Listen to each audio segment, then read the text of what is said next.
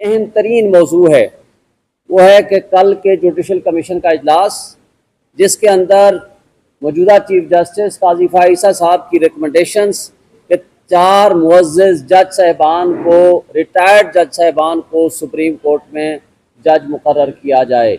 ये इंतहाई मुतनाज़ा, गैर आइनी और गैर कानूनी इकदाम है जो जुडिशल कमीशन करेगा। अगर उन्होंने किया तो हम मुतालबा करते हैं न सिर्फ जुडिशल कमीशन ऑफ पाकिस्तान से, बल्कि उन तमाम मुअज़्ज़ज़ जज साहिबान से जिनके नाम रिकमेंडेशंस के लिए सामने आए हैं। और मैं ये समझता हूँ, बल्कि मैं खिराज तहसीन पेश करता हूँ पाकिस्तान की तमाम बार काउंसिल्स को, पाकिस्तान की तमाम बार एसोसिएशंस को, जिन्होंने इस कड़े वक्त में, इस मुश्किल वक्त में, इस यजीदियत और फस्तायत के दौर में एक प्रिंसिपल स्टैंस लिया है, और वो ये है कि इन मुअज़्ज़ज़ जज साहिबान को रिफ्यूज़ कर देना चाहिए। और इसके नतीजे में जस्टिस मुशीर आलम, जस्टिस रिटायर्ड मुशीर आलम साहब, जस्टिस रिटायर्ड मकबूल बाकर साहब ने माजरत कर ली है कि वो इस जुडिशल कमीशन में अपने आप को एक अढाक जज के तौर पर नहीं लाना पसंद करेंगे। अब बाकी 2 मुअज़्ज़ज़ जज साहिबान रह गए हैं, उनसे भी हमारे सारी लीगल फर्टर्निटी जो इस वक्त यहाँ मौजूद है, इंक्लूडिंग ILF, पाकिस्तान की तमाम बार एसोसिएशंस और बार काउंसिल्स, जिन्होंने ये मुश्तरका तौर पर मुतालबा किया है कि वो इन 2 मुअज़्ज़ज़ जज साहिबान से भी रिक्वेस्ट की जाए कि वो रिक्यूज करें और रिफ्यूज करें अपने आप को, कि वो ओथ न लें, न सिर्फ ओथ न लें, अपनी रजामंदी जाहिर ना करें, ताकि जुडिशल कमीशन ऑफ पाकिस्तान कल उनको कंसीडर ना कर सके। इस हवाले से चंद जो हमारी गुजारिशात हैं, मैं मुख्तसर तरीन अल्फाज में अपनी बात रखना चाहूँगा आपके सामने, पूरी कौम के सामने। पहली बात तो यह है कि ये एक्शन अनकॉन्स्टिट्यूशनल है।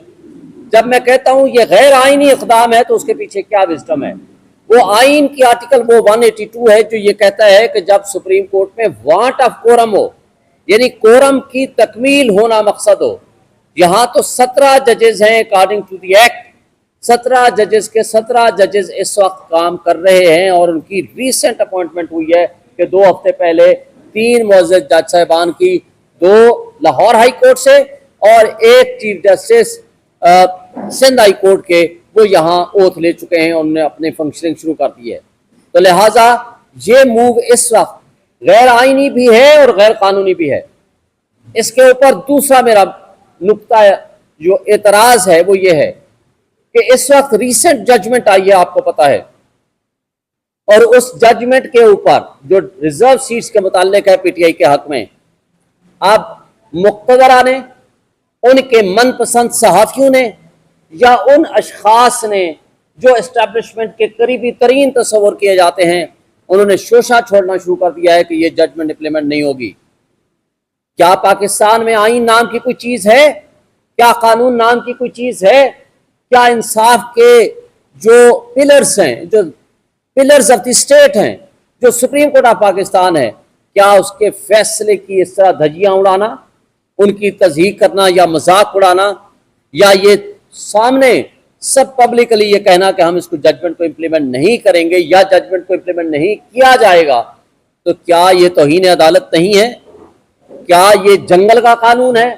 क्या हमारे मुल्क में ऐसा निज़ाम इंसाफ नहीं है कि अदलिया एक फैसला कर दे जो 11/2 का फैसला है, और वो मुक़्तदरा, ताकतवर लोग, वो एस्टैब्लिशमेंट या उनके कारिंदे या ये कठपुतली हुकूमत जो फॉर्म 47 की पैदावार है, वो ये कहे कि हम फैसला ही नहीं मानते और हम इसको अमल दरामद ही नहीं करेंगे। कोई इमरजेंसी की बातें कर रहा है, कोई किस तरह की बातें कर रहा है। मैं उनको वार्न करना चाहता हूँ कि जिस मुल्क में, जिस मुआशरे में, जिस कौम में निज़ाम इंसाफ नहीं होता, कानून की हुक्मरानी नहीं होती, न आप 1000 साल की तारीख उठा लें, ना वो मुल्क तरक्की करते हैं, ना वो मुआशरे तरक्की करते हैं, ना ही वो कौमें तरक्की किया करती हैं। आज ये कठपुतलियों को जिस तरह एस्टेब्लिशमेंट ने मुसल्लत किया है, आज इनसे मुल्क नहीं चल रहा। ना सिर्फ मुल्क नहीं चल रहा, बल्कि ये जो रोज बरोज इस मुल्क को दलदल में धकेल रहे हैं। और आपको याद होगा कि बार बार हमें कहा जाता था कि आप गुफ्तगू और बातचीत नहीं करते। जब इन्होंने एक शोशा छोड़ा कि हम एपीसी बुला रहे हैं। एपीसी बुलाते वक्त मुझे ये बताएं, हमने जब खान साहब ने एग्री कर लिया कि हम एपीसी में शरीक होंगे, तो ये क्या आकर के बातें करने लग गए? कैबिनेट के डिसीजन के बगैर आकर कहते हैं जी हम आर्टिकल 6 लगाएंगे, जी हम बैन कर देंगे सबसे बड़ी पॉलिटिकल पार्टी को। मैं इनसे सवाल करता हूं, ना तुम्हारे में हिम्मत है ना जुर्रत है। तुम अपनी शक्लें देखो, फार्म 47 की पैदावार, तुम 10,000 वोट नहीं लिए और तुम 1-1 लाख 1.5 लाख की लीड से हम जीते हुए लोग सामने बैठे हुए हैं। तुम पूरी कौम के पे पाबंदी लगाओगे? कि काजी साहब जो मौजूदा चीफ जस्टिस साहब हैं, उनको मैं याद दिलाना चाहता हूं कि पिछले साल जब आपका चीफ जस्टिस के तौर पर तैनाती होनी थी, वो 21 जून का आपका नोटिफिकेशन है। सारे मैं आप साथी दोस्तों को कहता हूं, आप निकाल लो, 21 जून यानी 3 महीने पहले इन्होंने अपना नोटिफिकेशन किया या गवर्नमेंट ने किया। मुझे बता दें, आज आपके कंप्लीट 3 महीने बाकी हैं और आज 2 महीने छुट्टियां हैं। पिछले साल अक्टूबर में, सितंबर में उन्हें टेक ओवर करना था, जबकि 21 जून को इनका नोटिफिकेशन आया। आज जुलाई खत्म होने को है, अक्टूबर में इन्होंने चले जाना है, 2 महीने की छुट्टियां हैं। नए चीफ जस्टिस का मुद्दत 3 साल है और आप इस वक्त 2 या 3 या 4 मुअज़्ज़ज़ जज साहिबान को लगा करके जो रिटायर्ड जजेस हैं वो एक बुरी रिवायात कायम करना चाहते हैं। एंड उस टाइम पे जब आपकी मेजॉरिटी माइनॉरिटी में कन्वर्ट हो गई है, आपके पास अक्सरियत खो चुके हैं, 13 में से 8 मुअज़्ज़ज़ जज साहिबान ने एक फैसला लिखा, 9 नवे जज ने भी वही फैसला लिखा जो 8 जज का फैसला था। मैं ये समझता हूं कि आज इस मौके पे अपनी मिनॉरिटी को आप मेजॉरिटी में कन्वर्ट करना चाहते हैं, इसमें लैक ऑफ बोनाफाइडी है। इसलिए आपकी नीयत सिर्फ मुकदमात का खात्मा नहीं है बल्कि समथिंग और है। और मैं ये समझता हूं कि इस मौके पे अगर कोई फैसला करना है इस हवाले से कि वाकई मुकदमात को ख़त्म करने के लिए आपने लगाना है, तो फिर नए चीफ जस्टिस साहब को आने दें, वो ओथ ले लें। वो अगर ये समझेंगे कि इन जज साहिबान के साथ इन मुकदमात का फैसला नहीं हो सकता, तो फिर वो जो फैसला करेंगे वो आइन और कानून को सामने रख के वो फैसला किया जाएगा। इसी तरह मैं आपसे एक बात और कहना चाहता हूं कि मुझे ये बता दें कि आप रिटायर्ड जजेस को ट्रिब्यूनल में भी लगाना चाहते हैं, रिटायर्ड जजेस को आप सुप्रीम कोर्ट में भी लाना चाहते हैं। इस तरीके से सुप्रीम कोर्ट को तकसीम किया जाएगा। ये निज़ाम इंसाफ में सबसे बड़ी रुकावट पैदा होगी। इसका नुकसान हमारे सुप्रीम कोर्ट को भी होगा, निज़ाम इंसाफ को भी होगा। और इस वक्त जो हमारे फॉर्म 45 की 6 महीने से पटिशन पेंडिंग है, मैं अफसोस से कहना पड़ता हूं आज तक एक पेशी नहीं लगी। हमारी पटिशन जो सुप्रीम कोर्ट में ह्यूमन राइट्स वायलेशंस की पेंडिंग है, इमरान खान साहब ने भी कहा, लेकिन वो अभी तक नहीं लगी। और इसी तरह 9 मई के हवाले से जुडिशल कमीशन बनाने के लिए हमने पटिशंस लगवाने की गुफ्तगू की, रिक्वेस्ट की, वो अभी तक नहीं लग पाई। तो क्या हम ये तसव्वुर कर लें कि गवर्नमेंट का कोई मैटर आए या कोई भी एस्टेब्लिशमेंट के फेवर में आने वाली कोई भी जैसी चीज हो, उसको तो फौरी तौर पर लगा दिया जाए, मगर जो जेन्युइन अवाम का फैसला है, अवाम के मैंडेट का फैसला है, अगर उसका मैटर आए तो वो कई साल वो ना लगाया जाए। इससे तासुर मिलता है कि नए मुअज़्ज़ज़ जज साहिबान को लाने के बाद इस तरह के मुकदमात का फैसला किया जाए ताकि पीटीआई और मुल्क की सबसे बड़ी जमात को नुकसान पहुंचाया जा सके। और ये इसके पीछे मोटिव है। मैं ये समझता हूं कि इस मोटिव के साथ, इन टाइमिंग्स के साथ, इन हालात में इन मुअज़्ज़ज़ जज साहिबान का किसी भी लिहाज से तकर्रुर आईनी भी नहीं है, कानूनी भी नहीं है, और ये नाइंसाफी पे मबनी भी होगा। और आखिरी बात, इलेक्शन कमीशन को इसके बाद मुस्तफ़ी हो जाना चाहिए फौरी तौर पर, और उनके खिलाफ एक्शन लेना चाहिए जिन्होंने सुप्रीम कोर्ट की जजमेंट को मिस इंटरप्रेट किया है। और उसके बाद इमरान खान साहब ने कह दिया है कि काजी फ़ाइज़ा साहब उनके केसेस न सुने, बिकॉज उनकी वाइफ मोहतरमा वो इमरान खान के खिलाफ ना सिर्फ लिखती रही हैं, पटिशंस फाइल की हैं, और सुप्रीम कोर्ट का फैसला एक तरफ है। लिहाजा आइन और कानून और इंसाफ के तकाज़ों के साथ उनको आप बाइज्जत रिटायरमेंट लेनी चाहिए, ना कि इस तरह के डिस्प्यूटेड फैसले करने चाहिए। शुक्रिया। चौधरी इश्तियाक साहब। इमरान खान जिंदाबाद, इमरान खान जिंदाबाद। बिस्मिल्लाहिर्रहमानिर्रहीम। मैं शुक्रगुजार हूँ मीडिया के दोस्तों का कि वो यहाँ पे तशरीफ़ लाएँ। इस कौमी और आइनी इशू को इस वक्त पूरी दुनिया में और पूरे पाकिस्तान के अंदर हाईलाइट किया जा रहा है कि रिटायर्ड जजेस को बतौर एडहॉक जजेस के आर्टिकल 182 की वायलेशन में, वो तो कहते हैं कि 182 के तहत लगाए जा रहे हैं, मैं कहता हूं कि आर्टिकल 182 की सरीहन खिलाफ वर्जी करते हुए, क्योंकि उस आर्टिकल के अंदर ये भी लिखा हुआ है कि हाई कोर्ट में से एडहॉक जजेस कोरम पूरा करने के लिए लिए जा सकते हैं। लेकिन देखें, उन हाई कोर्ट के जजेस में से किसी को नहीं लिया जा रहा, बल्कि उन जजेस को जो कि अपनी 65 साल की उम्र पूरी करने के बाद कोई किसी ट्राइब्यूनल में जाके बतौर चेयरमैन बैठा हुआ है, कोई अभी अभी घर जाके बैठा है, उनको ये अब लेना चाहते हैं एडहॉक जज। उसके अंदर मैं रिपीटिशन की तरफ नहीं जाऊंगा, दो चीजों में वायलेशन होती है। एक आर्टिकल 179 की वायलेशन है जिसके तहत एक 65 साल की उम्र मुतय्यन है किसी जज के लिए सुप्रीम कोर्ट में, और जब ये सुप्रीम कोर्ट के जज की उम्र मुतय्यन है 65 साल, तो 182 के तहत 179 आर्टिकल को 179 को रिडंडेंट नहीं किया जा सकता। इससे अगली बात जो करने जा रहा हूं, इस मुल्क में आइन और कानून की सरबुलंदी के लिए वकला ने हमेशा हरावल दस्ते का काम किया। हमने 2007 की तहरीक भी चलाई, आइन और कानून की बालादस्ती के लिए चलाई। वकला आज भी सड़कों पे आएंगे अगर इस तरह के मुतनाज़ा फैसले करके इन्होंने इन एडहॉक जजेस को अगर बराजुमान करने की कोशिश की। हम 7 मेंबर पाकिस्तान बार कौंसिल जो कि पूरे पाकिस्तान की नुमाइंदगी करते हैं, हमारे member Pakistan bar council Munir Kakar साहब जो बलूचिस्तान से हैं, हमारे 3 मेंबर पंजाब से शफकत चौहान साहब, मैं खुद, और इसके अलावा आबिद साकी साहब ने मेंबरान पाकिस्तान बार कौंसिल, KPK से ताहिर फराज अब्बासी साहब ने, इसी तरह से सिंध में से आबिद जुबैरी साहब और शहाब सरकी साहब ने ये एक रेजोल्यूशन भी दी है, एक जुडिशल कमीशन के मेंबरान को खत भी लिखा है कि आप इस चीज का हिस्सा ना बने, और हम ये तकाजा करते हैं कि 4 जजेस में से 2 मोहतरम जजेस ने रिफ्यूज कर लिया है। हम उनको खराज तहसीन पेश करते हैं, मशीर आलम साहब को और मकबूल बाकिर साहब को।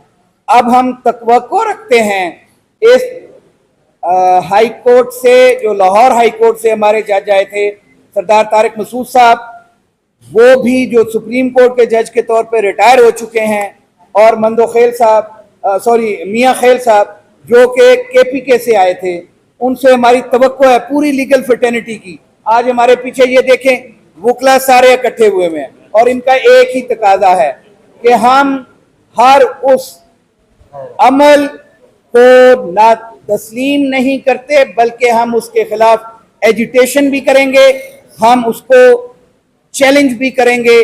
आपकी मेहरबानी है ये एडहॉक जजेस जो हैं वो रिफ्यूज कर दें।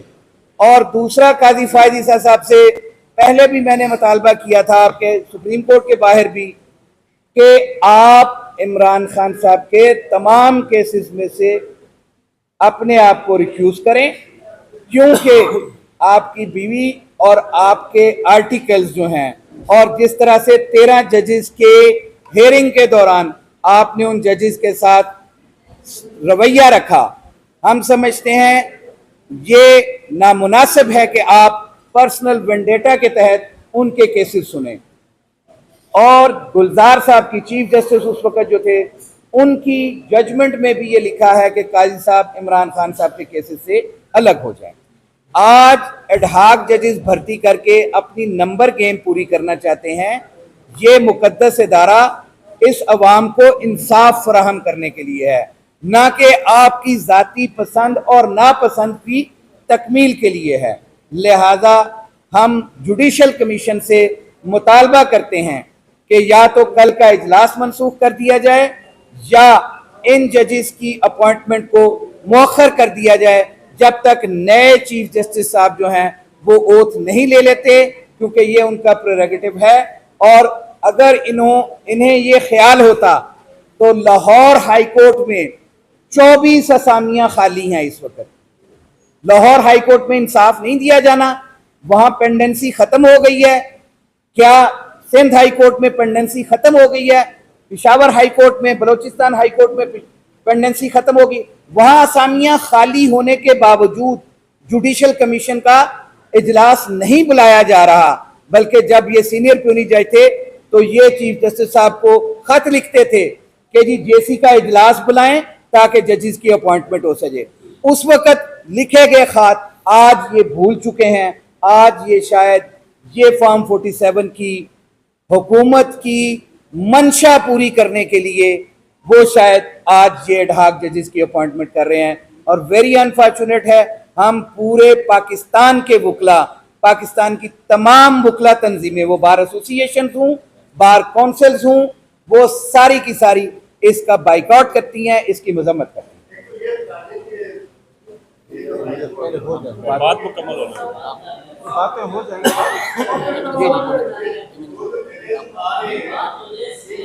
बस बात कर मैं आपका नोटेड है जी, मैं अर्ज कर देता हूँ, मैं जवाब देता हूँ। इसका जवाब देते अभी हैं। बात कर लें, जरा सा इंतजार कर लीजिए, देते हैं। बिस्मिल्लाहिर्रहमानिर्रहीम। बहुत शुक्रिया हमारे मीडिया के दोस्त हमारी मदद के लिए यहाँ पे पहुँचे हैं, हमारी आवाज़ को पहुँचाने के लिए। और मेरी पाकिस्तान भर के वकला साहिबान यहाँ पर जमा हैं जो हमारी पाकिस्तान की आने वाली नस्लों की जंग लड़ रहे हैं। यहाँ पर मैं ये समझता हूँ कि जो बेपनाह मसाइल खड़े हो गए, पर्टिकुलरली इमरान खान साहब की गवर्नमेंट को टॉपल करने के बाद, तब से आज तक मुल्क में एक हैजानी कैफियत है। इलेक्शन हो, इलेक्शन के बाद की सूरत हाल हो, तो आपके सामने सब हर चीज़ें आपके सामने धरी हुई हैं, रखी हुई हैं।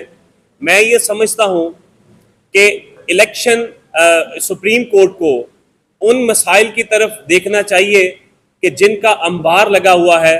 क्या सुप्रीम कोर्ट को फॉर्म 47 और फॉर्म 45 का वो इशू नज़र नहीं आता जो बेज़ब्तियाँ इलेक्शन कमीशन ने की? क्या सुप्रीम कोर्ट को वो नज़र नहीं आता? और उस वक़्त जब हमारे ऑनरेबल चीफ जस्टिस साहब ने सिर्फ छुट्टियों के फ़ौरन बाद अभी उनकी रिटायरमेंट है, तो क्या ज़रूरत है कि आने वाले जजेस के लिए, आने वाले जज साहब के लिए इस तरह का मसला क्रिएट किया जाए, जबकि ऑलरेडी उनमें से 2 जज साहिबान इनकार कर चुके। तो मैं ये समझता हूँ कि जहाँ पर बेपनाह मसाइल हैं तो सुप्रीम कोर्ट को उस तरफ अपनी तवज्जो मरकूज करनी चाहिए, ना कि वो उन मामलात की तरफ आगे बढ़े जो शायद आज के वो मामलात नहीं हैं, जो कि आने वाले जज साहब के लिए शायद मैं समझता हूँ मसले क्रिएट हों। इसके अलावा हमारे जो MNA साहिबान थे जिनके घर में रात को भी रेड की गई, जिनमें जमशेद दस्ती साहब थे, शहरियार चीमा साहब थे, मौज़म जतोई साहब थे, सुप्रीम कोर्ट क्यों नहीं उसके ऊपर सू मोटो नोटिस लेती? मैं ये मुतालबा करता हूँ आज यहाँ पर मौजूद अपने मीडिया के तवस्सुत से कि ऑनरेबल सुप्रीम कोर्ट को इसके ऊपर ज़रूर सू मोटो लेना चाहिए। हमारी जो सीटें हैं कौमी असम्बली में 47 को निकालना चाहिए और हकीकी तौर पर जो नुमाइंदे हैं उनको हक देना चाहिए। तो मैं ये आखिर में बहुत शुक्रिया अदा करता हूँ मीडिया के अपने दोस्तों का, अपने वकला का। ओवर टू अवैध साहब। पहले मुझे दे दीजिए। आप सबकी इजाज़त से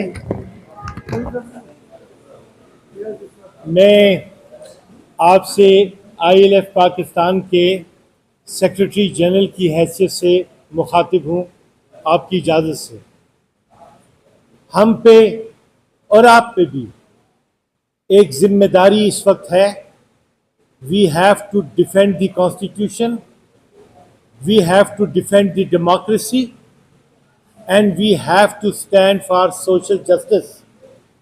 ये हम पे जिम्मेदारी है, लिहाजा हमने इस वक्त 3 नुकात पे फोकस कर रखा है। हमारा फोकस नंबर 1 अपना मैंडेट वापस हासिल करना है आईन और कानून के मुताबिक। जा रहा हूं। दूसरा मैंडेट है खान साहब की रिहाई और तीसरा तथहीर के साथ सुप्रीम कोर्ट को पाबंद रखना कि इंसाफ हो नहीं, इंसाफ दिखाई भी दे। ये जो जजेस का जो उन्होंने अपॉइंटमेंट का फैसला किया है, ये एक नई और अननेचुरल इख्तिरा है। अगर आईन में इसकी गुंजाइश होती तो उस पर डिबेट की जा सकती थी, लेकिन ये एक नई इंट्रूजन है जिसके लिए ये कानून साज इदारा है। आईन में अमेंडमेंट अगर करनी है, नए जजेस की कोई गुंजाइश पैदा करनी है, तो ये लेजिस्लेचर का काम है। ये काम किसी भी तौर सुप्रीम कोर्ट का नहीं है। इसलिए ये अननेचुरल काम हो रहा है जो अननेचुरल रिजल्ट्स हासिल करने के लिए है। इसलिए एक बात याद रखिए, एक वो काम है जो कि हमारी बार काउंसिल्स ने सरंजाम देना है, एक वो काम है जो बार एसोसिएशंस ने सरंजाम देना है, और एक वो काम है जो बार एसोसिएशंस के साथ मिलके आईएलएफ ने करना है। और आईएलएफ बिल्कुल वाजे है इस बात पे कि वो इंसाफ के लिए हर कदम उठाएगी, आईन और कानून के मुताबिक मुआवजा करेगी हर अदालत का, आईन और कानून के मुताबिक अवाम की रहनुमाई करेगी हर तरह की आईन और कानून के मुताबिक।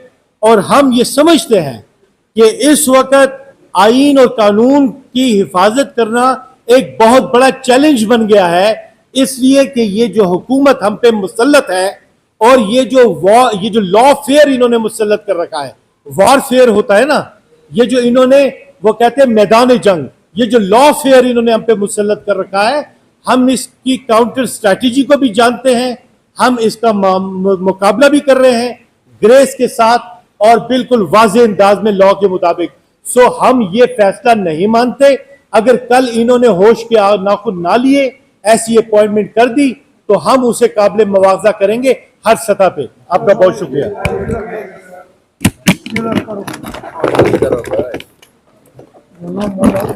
चलो अब इधर ही हो, उतर जाएंगे।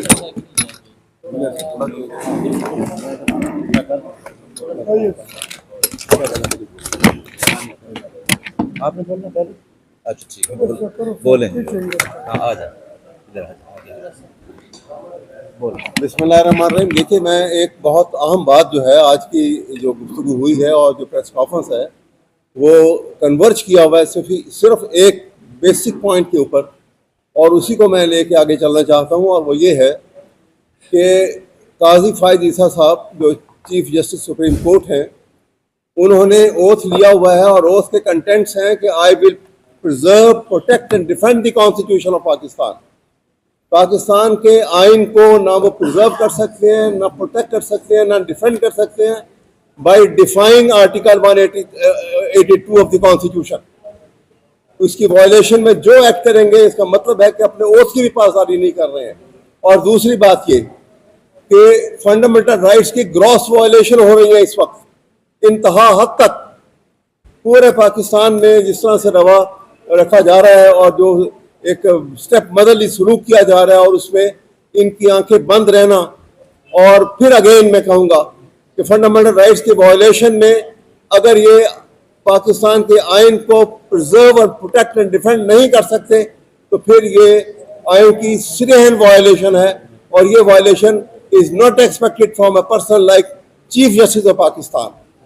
तो इस बात का ख्याल रखना चाहिए, और खुदा के लिए इस बात को मद्देनजर रखते हुए आप इन दोनों बातों से डिजिस्ट करें और उस जजमेंट को ऑनर करते हुए जो सुप्रीम कोर्ट की जजमेंट है, जिसमें चीफ जस्टिस उस वक्त के चीफ जस्टिस जो गुलजार साहब, जस्टिस गुलजार साहब की जिसमें वो प्रिजाइड कर रहे थे, उनकी अथॉरिटेटिव जजमेंट है जिन्होंने कहा था कि इमरान खान के किसी केस के अंदर ये नहीं बैठेंगे, लिहाजा उनके किसी केस में किसी को बेंच बनाने का भी इनको अख्तियार नहीं होना चाहिए।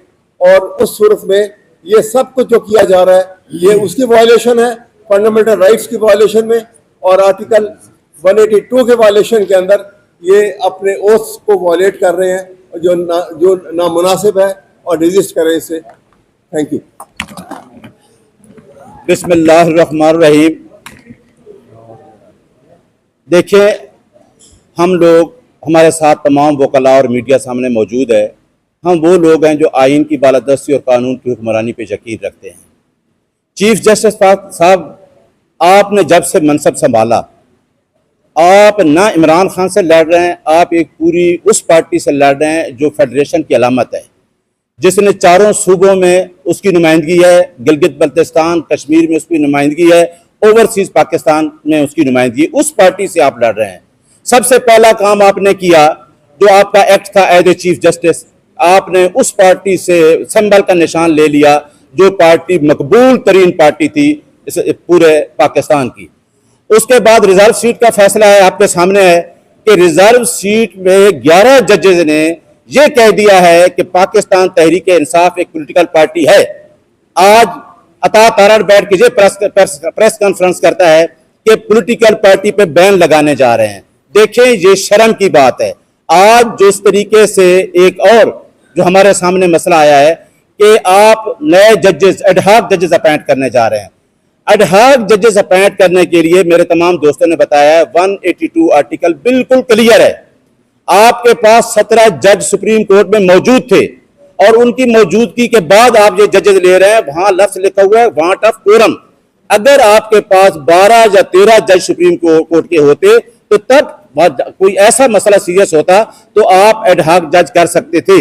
इसलिए पाकिस्तान के पूरे वकला इस इकदाम के खिलाफ खड़े हैं। मैं सलाम पेश करता हूं मशीद आलम साहब को, बाकर साहब को, जिन्होंने ये ऑफर कबूल नहीं की, और हम चीफ जस्टिस के हर उस इकदाम को आप देख लें कि आपने देखा है कि ये जो ऑब्जेक्शन है, ये मैंने ऑब्जेक्शन लिया था कोर्ट के अंदर, और मैंने कोर्ट के सामने ये कहा था कि PLD 2021 supreme court 446 2022 supreme court 446 जिसके अंदर काजी साहब का बायस्ड होना साबित है, मेजॉरिटी का व्यू है। तो मैंने रिक्वेस्ट की थी कि काजी साहब आप इस बेंच से रिक्यूज करें। मैं सलाम पेश करता हूं इमरान खान को, जिसने जेल के अंदर खड़े होकर उसने मेरी इस स्टेटमेंट को एंडोर्स किया है और उसने कहा है कि इस बेंच से काजी साहब को रिक्यूज करना चाहिए। और जो हमने अमेंडमेंट, जो नए अमेंडमेंट केस पे हमने बहस की, उसमें भी इमरान खान ने पहले ऑब्जेक्शन ये लिया है कि काजी साहब आप इस बेंच से रिक्यूज करें। देखें, पूरी कौम एक साइड पे खड़ी है, पूरी आवाम एक साइड पे एक लीडर के साथ खड़ी है।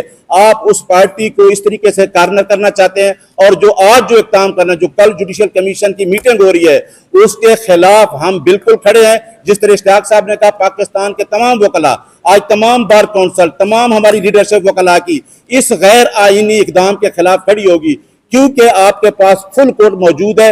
आप एक और काम करने जा रहे हैं, जब आपको पता है कि आपने बल्ला भी छीना, आपने पंजाब में 45 या पूरे पाकिस्तान में उन लोगों को जिताया, उसके बाद आपने रिजर्व सीट का फैसला आपके जजेस का देख लिया, आज आप इस पे आ गए। लिहाजा आपके इस इकदाम को ना हम अवाम कबूल करेगी, ना वकला कबूल करेंगे, और इसके लिए वकला ने ऐलान किया है कि हम इस इकदाम के खिलाफ तहरीक चलाएंगे। कौन बचाएगा पाकिस्तान?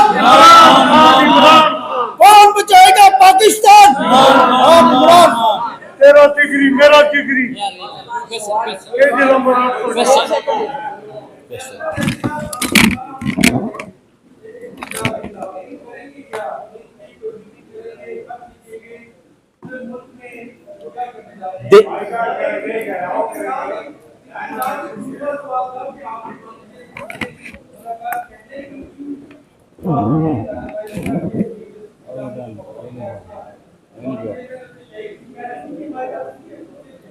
जी बता दें। बिस्मिल्लाहिर्रहमान, मैं आपको इसका जवाब देता हूँ। जो आपका पहला सवाल है कि वकला ने पहले भी तहरीक चलाई थी इस आइन की बालादस्ती के लिए, वो इफ्तिखार मोहम्मद चौधरी के दौर में उनको बहाल करवाया था।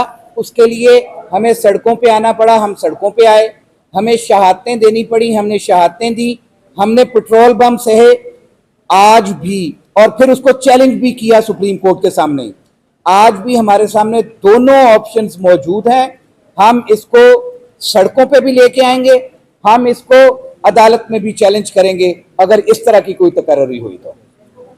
आज तक कोई जंग ऐसी नहीं जो इस काले कोट ने शुरू की हो और उसको हारा हो। अल्हम्दुलिल्लाह सुरखरू हमें रब इसलिए करता है कि हम नीयत के साथ उसकी रजा के लिए, इस आइन की बालादस्ती के लिए हम हमेशा खड़े रहे हैं और कानून की हुक्मरानी और रूल ऑफ लॉ के लिए हमने 200 से ज्यादा, आइल पाकिस्तान ने 200 से ज्यादा आज तक रूल ऑफ लॉ के ऊपर कॉन्फ्रेंसेस कर ली हैं, हम लोग सेमिनार कर चुके हैं और इंशाल्लाह तहरीक चलानी पड़ी तो इंशाल्लाह हम चलाएं। एक साहब आपके दूसरे क्वेश्चन का जवाब है कि जब भी इमरान खान के नॉलेज में आया ये कि जजमेंट मौजूद है जिसके ऊपर काजी फैज ईसा ने मेजॉरिटी व्यू था कि ये बेस्ड है इमरान खान के खिलाफ और पाकिस्तान तहरीक इंसाफ के खिलाफ, तो उस टाइम इमरान खान ने ऑब्जेक्शन ले लिया है। नैब अमेंडमेंट टिल पेंडिंग है, रिजर्व जजमेंट उसके अंदर भी ऑब्जेक्शन आ चुका है, तो लिहाजा हमारा ऑब्जेक्शन वैलिड है और काजी साहब के इल्म में था, उनको पहले ही बतौर जज उस बेंच से रिक्यूज कर देना चाहिए था। Thank you very much, thank you. जिंदा है मुकला, जिंदा है, जिंदा है मुकला, जिंदा है, जिंदा है मुकला, जिंदा है, मुकला, जिंदा है, जिंदा है मुकला। तमाम इसके साथ में शर्फ के साथ ये इमरान खान का आशिक शेर है, शेर।